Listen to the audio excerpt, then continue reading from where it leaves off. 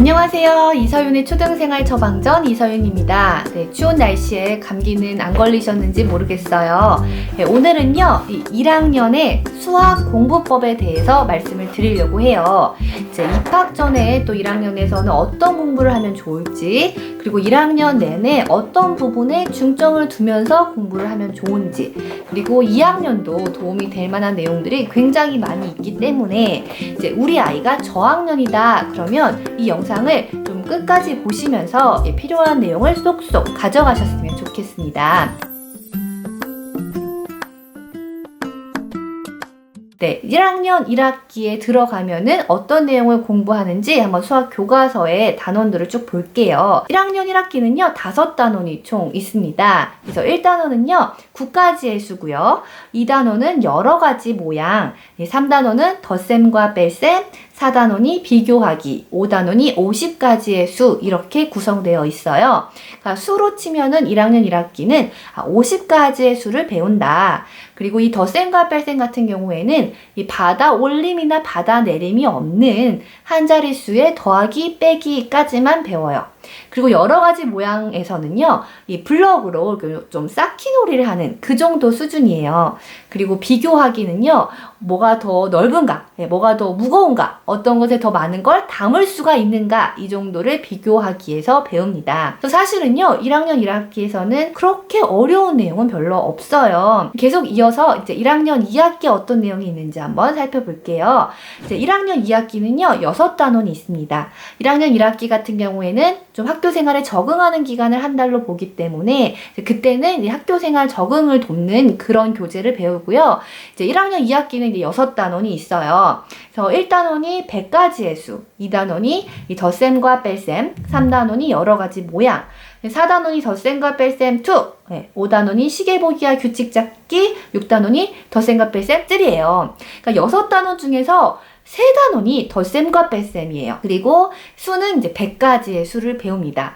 이 덧셈과 뺄셈 3단원은 어떤 내용이 있는지 보면은 2단원 같은 경우에는요, 아직까지 받아올림 받아내림은 나오지가 않습니다. 두 자릿수 더하기 한 자릿수, 두 자릿수 빼기 한 자릿수, 이 정도로 받아올림이나 받아내림이 없는 수의 더하기 빼기가 계속해서 나오고요. 그 다음 4단원의 덧셈과 뺄셈에서는 이제 더하면 10이 되는 수, 10의 보수 개념에 대해서 배워요. 그래서 1, 9, 2, 8, 3, 7, 4, 6, 5, 5 이런 거 배워요. 그러니까 사실 이거를 배워야 받아올림, 받아내림이 되는 거잖아요. 그리고 6단원에서는 덧셈과 뺄셈 이 세 번째 단원에서 이 한 자릿수 더하기 한 자릿수, 그래서 몇 더하기 몇이 10 몇이 되는 거기까지만 받아올림을 살짝 하는 더하기, 그리고 10 몇에서 몇을 빼면은 몇이 되는 이 받아내림이 살짝 들어가는 빼기가 나온다라는 거예요. 그래서 1학년 2학기의 마지막 단원에 이 받아올림과 받아내림이 살짝 나온다. 그리고 이 여러 가지 모양에서 아직까지 도형의 이름은 나오지 않습니다.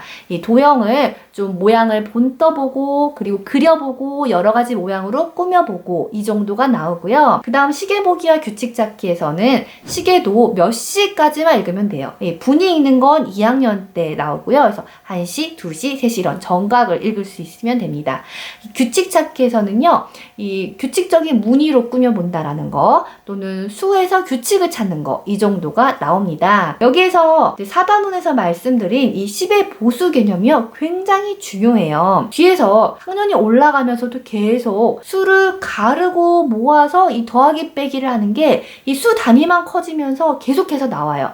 어떤 의미냐면, 예를 들면 15 더하기 6을 한다라고 했을 때, 물론 이거를 우리가 세로셈으로 바꿔가지고 5랑 6을 더해서 1 올라가 이렇게 계산을 할 수가 있어요. 하지만 이제 수를 가른다면은 15를 10이랑 5로 가르는 거예요. 그리고 5 더하기 6은 빨리 이제 11 이렇게 나오죠. 그리고 10이랑 11을 더하면 21 이렇게 수를 갈라서 더하기를 하는 게 나오고요. 그 다음 12 빼기 5를 한다라고 했을 때 12를 10이랑 2로 나누는 거예요. 10에서 5를 빼면은 10에서 5를 빼면 5고, 그러니까 5에서 남은 2를 더하면 7이다. 그러면 이렇게 가르기를 하면서 이제 계산을 하면 그 전에 기존에 배웠던 그런 개념만으로 더하기 빼기가 충분히 되죠. 그리고 수가 작으면 굳이 저렇게 복잡하게 더하기 빼기를 해야 돼? 우리가 이미 받아 올림 받아 내림을 배웠으니까 그렇게 생각을 할 수가 있습니다. 그런데 이 수 단위가 커지면요, 오히려 이 방법이 더 간단해지는 게요, 98 더하기 97을 한다라고 해보세요. 그러면 그걸 세로세모로 바꿔서 8 더하기 7은 이렇게 계산을 하면 오히려 더 복잡해지는 거예요. 98이 100 빼기 2 이렇게 수를 100이랑 2로 나누고, 97을 100 빼기 3, 이 100이랑 3으로 나누는 겁니다. 그러면 100이 두 개가 있으니까 200이고, 200에서 2랑 3을 빼니까 195야 이렇게 나온다라는 거예요. 아이들이 이 수를 가르고 모으는 거에서부터 사실 공부를 하면 오히려 이거에 더 편해해요. 그러니까 받아 올림 받아 내림을 배우지 않아도 수 단위가 커져도 계산을 할 수가 있는 거거든요. 그런데 세로셈부터 공부를 하고 온다거나 그러면 이걸 오히려 더 힘들어 한다라는 거죠. 근데 이게 처음에는 아이들한테 그냥 잘 모르겠어요, 헷갈려 하면은 그래 그냥 넘어가 라고 했어요. 그런데 제가 이렇게 가르치면서 계산을 하다 보니까 나중에 1년이 지나고 나서 저의 암산 실력이 굉장히 올라가 있는 거예요. 그래서 이래서 수 감각을 올려주고 좀 수가 커져도 빠르고 능숙하게 계산을 하게 해주는구나 해서 아이들 이 개념을 가르치려고 굉장히 노력을 하고 있고요. 이것의 시작이 바로 10의 보수 개념이라는 겁니다. 그래서 1학년 2학기 때 나오기 때문에 입학 전부터 1학년 내내 이 10의 보수 개념을 잘 가르치신다라고 생각을 하시면 되고요. 어떻게 가르치면 좋을지는 영상을 계속 보시면 좀 놀이식으로 접근하는 방법을 알려드릴게요. 이제 1학년 1학기와 1학년 2학기 내용을 보셨기 때문에 입학 전에 어느 정도까지 해야 되는지를 좀 감을 잡으셨을 거예요. 50가지 정도를 수를 읽고 쓸 수 있으면 되겠다. 그리고 받아 올림이나 내림이 없는 한 자릿수의 더하기 빼기를 간단하게 할 수 있으면 되겠다. 이 정도만 입학하기 전에 하고 가면 됩니다. 그리고 나서 이제 입학하고 나서 또 어떻게 하면 좋을지 집에서 할 수 있는 간단한 그런 수학 놀이를 알려드릴게요. 이거 입학 전부터 1학년 내내 그리고 2학년까지도 하면 좋은 놀이들이에요. 저는 이제 뭘 만들고 하는 걸 굉장히 귀찮아하기 때문에 뭐 만드는 거 없이 간단하게 할 수 있는 수학 놀이들이고요. 또 비싼 그 놀이 수학 학원 같은 거 다니지 않아도 아이가 집에서 엄마 아빠랑 간단하게 할 수 있는 것들입니다. 이 5가지 놀이인데요. 첫 번째는요, 바둑돌로 더하기 빼기를 하는 거예요. 그래서 처음에는 5 단위로 시작을 해요. 그래서 바둑돌 5개를 놔두고 이제 엄마가 집는 거예요. 엄마가 몇 개 집었을까? 아이한테 추측하게 하는 거죠. 3개, 3개 맞나? 한번 세어볼까? 하나, 둘, 셋, 넷. 3개가 아니라 4개네. 그럼 엄마가 안 집은 거 바둑돌은 몇 개지? 1개. 그래서 1 더하기 4를 공부를 하는 거죠. 이 바둑돌을 5개에서 10개로 늘리면 이제 10의 보수 개념도 익힐 수 있고 이 한 자릿수 더하기를 그래서 연습을 하는 거예요. 물론 이 바둑돌이 아니라 뭐 사탕이나 공깃돌로 할 수가 있습니다. 역할을 바꿔서 할 수도 있어요. 이제 아이가 바둑돌을 집었어요. 아이가 몇 개가 집었는지 엄마가 추측을 해보고 남은 바둑돌의 개수를 말을 하는데 이때 엄마가 딱 틀리게 또 말을 해줘야 되겠죠. 그러면 아이가 틀렸어. 그건 남은 거 아니야. 라고 말을 알려주면 돼요. 그래서 이 바둑돌로 더하기 빼기 연습을 하는 거고요. 두 번째 놀이는요, 계란판 놀이예요. 이 계란판 중에 10개의 계란이 들어있는 그 계란판이 있을 거예요. 이 계란판이랑 주사위 하나 구비를 해두시고요. 가위바위보를 합니다. 아이랑 엄마랑 가위바위보를 해요. 가위바위보! 가위바위보에서 진 사람이 나중에 하고 이긴 사람이 먼저 주사위를 던져요. 엄마가 이겼다라고 해보세요. 엄마가 주사위를 딱 던졌어요. 주사위가 4가 나왔네요. 그러면 계란판에서 주사위를 4만큼 이제 사탕을 채웁니다. 4칸을 채워요. 그럼 6칸이 남았어요. 이번에는 아까 졌던 사람이 주사위를 던져요. 근데 이 주사위를 던져가지고 나온 수가 딱 6이면 바로 아이가 이기는 거예요. 그쵸? 그런데 주사위를 딱 던졌는데 그 다음엔 3이 나왔어요. 그러면 아이가 3칸을 채웁니다. 그러면 7칸이 총 채워졌죠. 그 다음에 주사위를 던진 사람이 이제 3이 나와야 그 다음 사람이 이기는 거예요. 그런데 엄마가 딱 던졌는데 3이 아니라 4가 나왔어요. 그러면 못 채우죠. 넘어가잖아요. 다시 아이 차례로 돌아가요. 아이가 딱 던졌는데 1이 나왔어요. 그러면 한 칸만 채우죠. 그러면 이제 엄마는 몇 칸이 나와야 돼요? 2칸이 나와야 돼요. 근데 엄마가 딱 던졌어요. 2칸이 안 나왔어요. 그러면 엄마는 다시 못 채우고 이제 아이 차례로 돌아갔어요. 아이가 딱 던졌는데 2칸이 나왔어요. 그러면 2칸을 채우면서 아이가 이기는 거예요.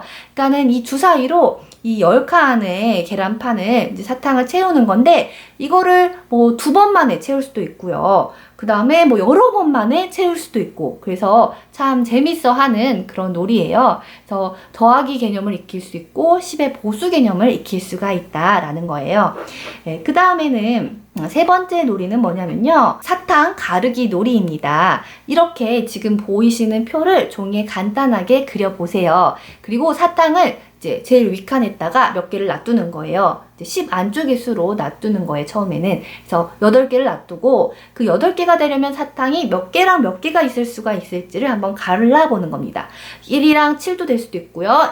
3개랑 5개가 될 수도 있고 그러면 같은 수가 나오는 덧셈식이 여러 개가 있을 수가 있구나. 사탕으로 해본 후에는 숫자로 직접 써서 해보는 거예요. 그리고 나중에는 이제 암산으로 놀이를 할 때 7 가르기 3 엄마가 말을 하면 7을 가르는데 3이니까 아이는 4 이렇게 암산으로 계속 나올 수 있게 8 가르기 5 하면 아이가 3 이렇게 가르기 놀이를 암산으로 또 해볼 수도 있습니다. 네 번째는요. 주사위 덧셈 뺄셈 놀이예요. 엄마가 주사위를 던졌어요. 3이 나왔어요. 그 다음 아이가 던졌어요. 4가 나왔어요. 2개를 더하면 몇일까? 2개를 빼면 몇일까? 이거를 이제 해볼 수도 있고요. 또 2학년이 되면은 그거를 곱하기로 해서 구구단을 연습을 해볼 수도 있습니다. 여기에서 주사위가 아니라 수카드로 하면은 또 수카드를 만들어가지고 이제 간단하게 포스트잇에 만들어도 좋고요. 아니면 좀 두꺼운 종이를 잘라가지고 만들어도 좋아요. 수카드를 엄마가 뽑고 아이가 뽑아서 두 수를 더하고 빼고 곱하고까지 연습을 해볼 수가 있습니다. 마지막으로는요. 이제 콩 세어보기 놀이인데요. 이제 양감을 길러주는 놀이예요. 그래서 이제 아이한테 한 움큼 집게하고 몇 개일까 추측을 해보는 거죠. 그리고 엄마도 추측을 해봐서 직접 몇 개인지를 세어봐서 더 가까운 수에 추측을 한 사람이 이기는 게임입니다. 그래서 엄마가 또 집어보는 거, 아이가 집어보는 거 뭐가 더 많을까 하면서 비교해보기까지 갈 수가 있습니다. 이제 지금 5가지 아이랑 할 수 있는 수학 놀이를 말씀을 드렸고요.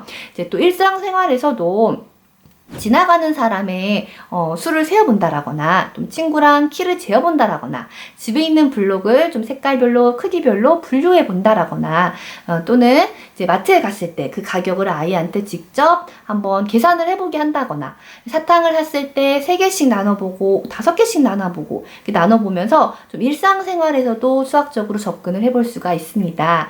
그리고 도서관에 가면 수학 동화책이 굉장히 많이 있어요. 이 수학적인 이해력을 좀 넓혀주고 이 서술형 문제까지도 준비하게 하기 때문에 이 수학 동화책을 많이 읽었으면 좋겠고요. 또 퍼즐 같은 경우에도 도형 감각을 길러줍니다. 이 퍼즐을 많이 살 필요 없고 이제 잡지나 과자 어떤 상자 같은 거 있잖아요. 그거를 잘라가지고 아이가 직접 퍼즐을 만들어 보는 거예요. 그래서 엄마가 만든 그 퍼즐을 아이가 맞춰보고 아이가 만든 퍼즐을 엄마가 맞춰보고 이렇게 해보면 또 내가 직접 만든 퍼즐을 맞춰보는 게 되겠죠. 그리고 이제 우리 아이가 수학을 좀 너무 싫어한다. 수학에 흥미를 붙이고 싶다라고 했을 때는 이 보드게임을 해보는 것도 좋아요. 그래서 수학 보드게임 같은 경우에 제가 교실에 사놓기도 하는데요. 아이들이 정말 쥐도 새도 모르게 이 수학 감각을 올릴 수가 있는 그런 게임들이에요. 그래서 할리갈리, 구름빵, 뭐 샘샘 피자놀이, 다양한 이런 놀이들이 있어요. 그래서 보드게임 카페에 간다거나 이 보드게임을 빌릴 수 있는 데 간다거나 아니면 보드게임을 하나 구매해서 집에서 해본다거나 하면서 수학적인 흥미를 불러일으킬 수도 있습니다. 그래서 제가 말씀드린 그런 수학 놀이도 해보고 퍼즐도 맞춰보고 그리고 수학 동화책도 읽어보고 하면서 이 연상과 도형을 함께 좀 다 잡아가셨으면 좋겠습니다. 네, 1학년의 수학 공부법, 크게 말하면 이 저학년의 수학 공부법에 대해서 말씀을 드렸어요. 이 학년별로 어떤 것에 중점을 잡으면서 또 공부를 하면 좋을지에 대해서 쭉 영상을 올리도록 할게요. 이 좋아요와 구독은 컨텐츠를 만들어 나가는 힘이 됩니다. 네, 이서연의 초등생활 처방전은 초등 부모님들의 고민이 해결되는 그날까지 계속됩니다. 안녕히 계세요.